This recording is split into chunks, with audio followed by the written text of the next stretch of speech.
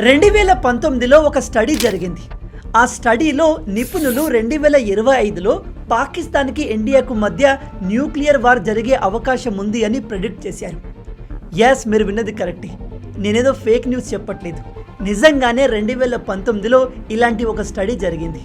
By the way, ఇది కంపల్సరీగా జరగాలని లేదు. వాళ్ళు అప్పటి డేటాని అనలైజ్ చేసి ఇండియాకు పాకిస్తాన్కి మధ్య ఉన్న రిలేషన్ని డీటెయిల్గా స్టడీ చేసి 2025లో అలా జరిగే అవకాశం ఉంది అని ప్రెడిక్ట్ చేశారు అంతే. వీళ్ళు ప్రెడిక్ట్ చేసినంత మాత్రాన అలా ఖచ్చితంగా జరగాలని లేదు. కానీ 2025లో ఇలా ఇండియాకు పాకిస్తాన్కి మధ్య యుద్ధం జరుగుతుంది అని మనం కూడా అనుకోలేదు. కాబట్టి బహుశా ఇలా న్యూక్లియర్ వార్ జరిగే అవకాశం కూడా లేకపోలేదు. ఈ మాట ఎందుకు చెప్తున్నాను అంటే, మన పక్కన ఉంది పాకిస్తాన్, ఒక రోగ్ నేషన్. అక్కడి నాయకుల నుంచి మొదలు పెడితే మిలిటరీ అఫీషియల్స్ వరకు అందరూ తిక్కన కొడుకులే. అంత సైగ్గాళ్ళు, రాడికల్స్ ఉంటారు.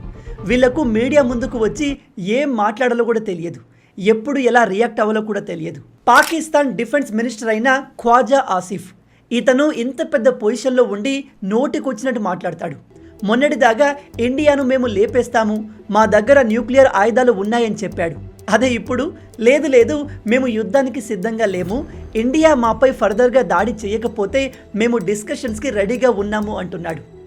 పాకిస్తాన్ లీడర్స్ అందరూ జోకర్ గాలే, ఒకడు ఎక్కువ తక్కువ అని చెప్పలేం. అయితే ఈ వీడియోలో మనం న్యూక్లియర్ వార్ వస్తే మనల్ని మనం ఎలా కాపాడుకోవాలి, ఒకవేళ న్యూక్లియర్ బాంబ్ మన చుట్టుపక్కల ఎక్కడైనా పేలితే దాని నుంచి ఎంత ఎనర్జీ రిలీజ్ అవుతుంది, ఆ ఎక్స్ప్లోజన్కి 1 minute, 10 minutes, 20 minutes, 2 days వరకు దాని ఎఫెక్ట్ ఎలా ఉంటుంది, దాని నుంచి మనల్ని మనం ఎలా కాపాడుకోవాలో ఇప్పుడు డీటెయిల్గా తెలుసుకుందాం.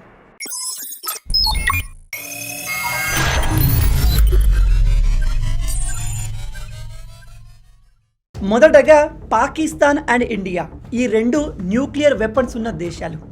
పాకిస్తాన్ దగ్గర ఉన్న న్యూక్లియర్ వెపన్ యొక్క హైయెస్ట్ రేంజ్ 2000 కిలోమీటర్లు.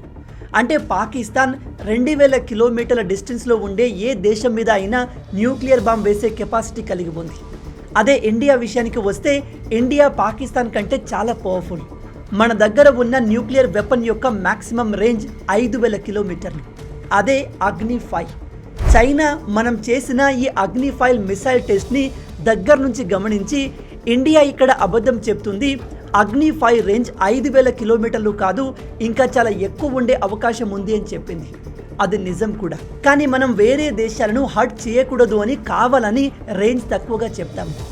న్యూక్లియర్ వెపన్ల విషయానికి వస్తే రేంజ్తో పని ఉండదు. వన్స్ ఒక న్యూక్లియర్ వెపన్ ఒక దేశం మీద పడితే అది క్రియేట్ చేసే డిస్ట్రక్షన్ మామూలుగా ఉండదు. ఇక్కడ పాకిస్తాన్ తన న్యూక్లియర్ వెపన్స్తో మన ఇండియాను డిస్ట్రాయ్ చేయగలదు. కానీ అంతకన్నా ముందే మన ఇండియా పాకిస్తాన్ని బూడిద చేయగలదు. ఒక విషయాన్ని గుర్తుపెట్టుకోండి, ఒకవేళ పాకిస్తాన్ మనపై న్యూక్లియర్ బాంబుని వేసిందే అనుకోండి, మన ఇండియాలోని కొంత భాగం ఖచ్చితంగా డ్యామేజ్ అవుతుంది. కానీ పాకిస్తాన్ ఒక్క బాంబు వేసిన నెక్స్ట్ సెకండ్ ఇండియా నుంచి 100 న్యూక్లియర్ వెపన్స్ పాకిస్తాన్ పైన పడి ఆ దేశం మొత్తం బూడిదవుతుంది. అందులో ఎటువంటి డౌట్ లేదు.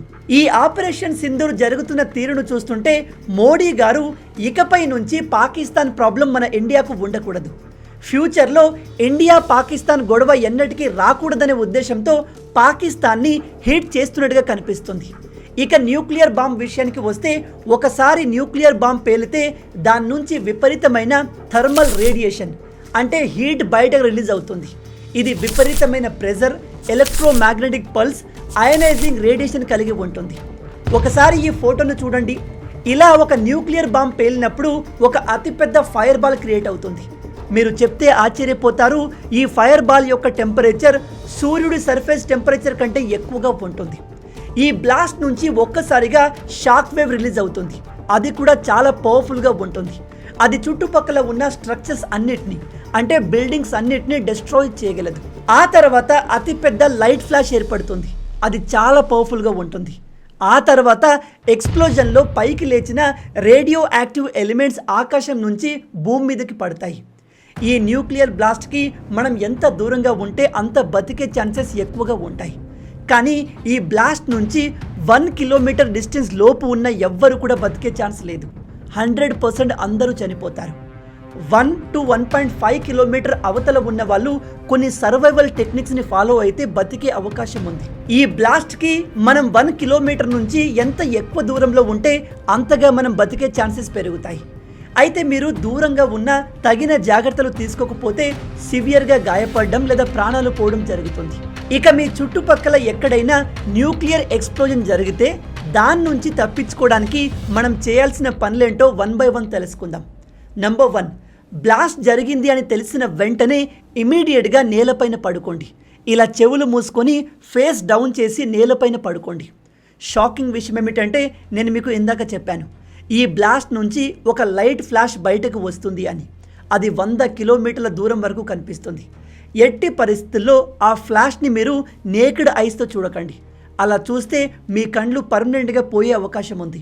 ఒకవేళ న్యూక్లియర్ బ్లాస్ట్ అవ్వకముందే న్యూక్లియర్ అటాక్ జరుగుతుంది అని తెలిస్తే మీరు ఎక్కువ దూరం పారిపోయే అవకాశం లేకపోతే ఏదైనా బలమైన స్ట్రక్చర్ కింద దాక్కోండి. దృఢమైన కాంక్రీట్ వాల్ వెనకాల దాక్కోండి. ఏది లేకపోతే ఇంట్లో డెస్క్ కింద దాక్కోండి.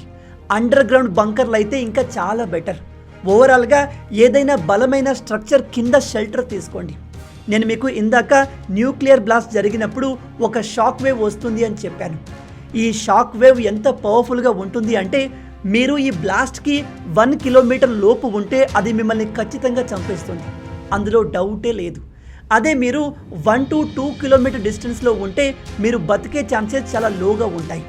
అదే మీరు 2 నుంచి 5 కిలోమీటర్ల దూరంలో ఉంటే మోడరేట్ ఛాన్సెస్ ఉన్నాయి.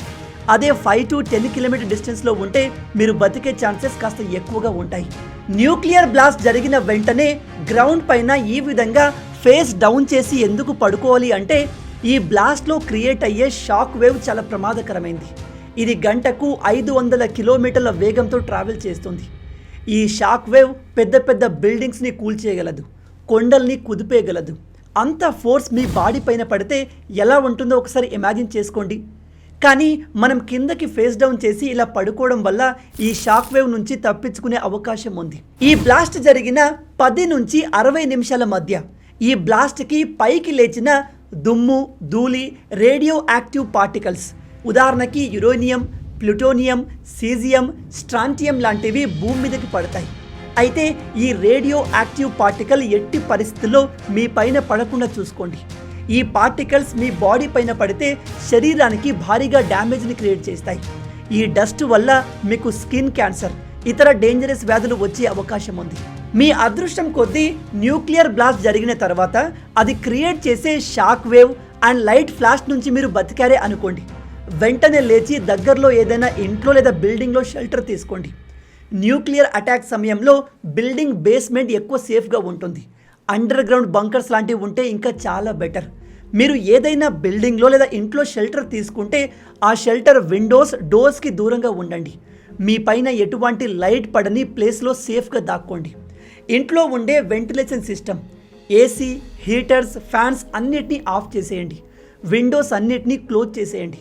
బయట గాలి లోపలికి రాకుండా కంప్లీట్ విండోస్ని ఏదైనా క్లాత్ పెట్టి ప్లాస్టర్తో సీల్ చేసేయండి. ఒకవేళ న్యూక్లియర్ బ్లాస్ట్ జరిగినప్పుడు మీరు బయట ఉంటే షెల్టర్లోకి వచ్చిన వెంటనే మీ క్లాత్ని రిమూవ్ చేసి స్నానం చేయండి.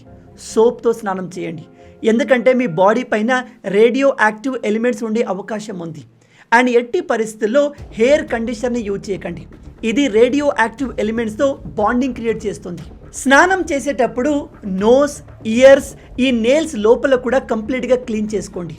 మొత్తంగా బయట నుంచి వచ్చిన ఏ పార్టికల్ మీ బాడీ మీద ఉండకూడదు.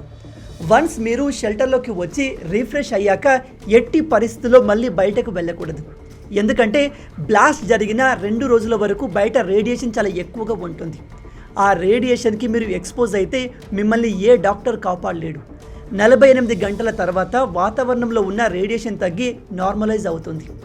2 డేస్ తర్వాత బయటికి వెళ్ళొచ్చా అంటే షెల్టర్లో ఫుడ్, వాటర్ లేవు, సర్వైవ్ అవ్వడానికి వేరే దారి లేదు, బయటకు వెళ్ళక తప్పదు అంటే ఆ రిస్క్ చేయండి. లేదు, ఫుడ్, వాటర్, అన్ని రకాల సర్వైవల్ థింగ్స్ ఉన్నాయి అంటే మినిమం 14 రోజులు, ఎస్ మినిమం 14 రోజులు అదే షెల్టర్లో బయటకి రాకుండా ఉండడం చాలా మంచిది. ఎందుకంటే న్యూక్లియర్ బ్లాస్ట్ జరిగిన తర్వాత దాదాపు 7 గంటల వరకు రేడియేషన్ విపరీతంగా ఉంటుంది. ఆ తర్వాత ఇది 10% పడిపోతుంది. 2 రోజులకు 1% పడిపోతుంది. అదే 14 రోజుల తర్వాత 0.1%కి చేరుతుంది. మీరు చెప్తే ఆశ్చర్యపోతారు. ఈ 0.1% రేడియేషన్ మీ ప్రాణాలు తీయడానికి సరిపోతుంది. ఇక ఎటువంటి ఫుడ్ తీసుకోవాలి అనే విషయానికి వస్తే only pre packed food, seal చేయబడిన ఫుడ్ని మాత్రమే తినండి. ఆల్రెడీ ట్యాంక్లో స్టోర్ అయిన పైప్లో ఉన్న వాటర్ని మాత్రమే తాగండి. అందులో రేడియో యాక్టివ్ ఎలిమెంట్స్ ఎక్కువగా ఉండే అవకాశం లేదు. బెటర్ సీల్డ్ బాటిల్ వాటర్ తాగండి. ఎట్టి పరిస్థితుల్లో న్యూక్లియర్ ఎక్స్ప్లోజన్ తర్వాత బయట ఫ్రెష్గా ప్రొడ్యూస్ అయిన ఫ్రూట్స్ కానీ వెజిటేబుల్ కానీ వాటర్ని కానీ ముట్టుకోకండి. ఒకవేళ మీరు బయటకు రావాల్సి వస్తే హ్యాండ్ గ్లౌస్ని యూజ్ చేయండి. మాస్క్ వేసుకోండి. ఎట్టి పరిస్థితుల్లో మీ స్కిన్ని బయట వాతావరణానికి ఎక్స్పోజ్ చేయకండి. అండ్ హెల్ప్ కోసం ఆల్వేస్ ఇన్ఫామ్గా ఉండండి. టీవీ, టెలిఫోన్, రేడియో ద్వారా ఎప్పటికప్పుడు గవర్నమెంట్ నుంచి వచ్చే ఇన్ఫర్మేషన్ని తెలుసుకోండి. గవర్నమెంట్ ఇచ్చే ఇన్స్ట్రక్షన్ని ఫాలో అవ్వండి. దాంతో మీరు సర్వైవ్ అయ్యే ఛాన్సెస్ పెరుగుతాయి. ఇంకో ముఖ్యమైన విషయం, ఇఫ్ పాసిబుల్ అయితే మీకు పొటాషియం అయోడైడ్ టాబ్లెట్ దొరికితే ఎక్స్ప్లోజన్ జరిగిన 1 అవర్లో దాన్ని వేసుకోండి. అది మీ బాడీలోకి రేడియో యాక్టివ్ అయోడిన్ వెళ్లకుండా కాపాడుతుంది. ఒకవేళ ఈ న్యూక్లియర్ ఎక్స్ప్లోజన్ ఏదైనా ఎత్తైన ప్రాంతంలో జరిగితే దాని నుంచి వచ్చే ఎలక్ట్రోమాగ్నెటిక్ పల్స్ మన ఎలక్ట్రానిక్ డివైజెస్ అన్నిటినీ పనిచేయకుండా చేయగలదు. అలా జరగకుండా ఉండాలంటే మన దగ్గర ఉన్న ఫోన్లు, ఇతర ఎలక్ట్రానిక్ వస్తువుల్ని ఒక మెటల్ బాక్స్లో పెట్టండి. అప్పుడు ఆ బాక్స్ ఫారడే కేజ్లా ఉపయోగపడి మీ వస్తువుల్ని కాపాడుతుంది. ఇక న్యూక్లియర్ వార్ జరిగే అవకాశం ఉంది అని తెలిస్తే మీరు ముందుగా తీసుకోవాల్సిన వస్తువులు: నెంబర్ 1, రేడియో యాక్టివ్ ప్రొటెక్షన్.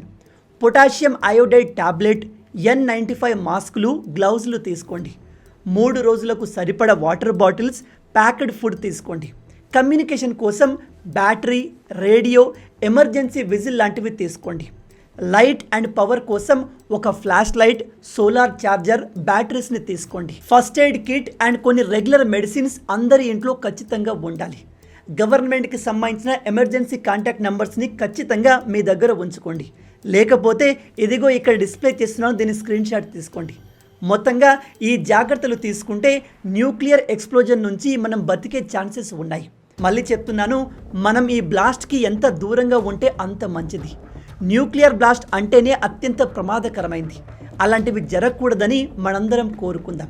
కానీ ఈ పాకిస్తాన్ ఒక రోగ్ నేషన్, ఉగ్రవాదులు రన్ చేస్తున్న దేశం.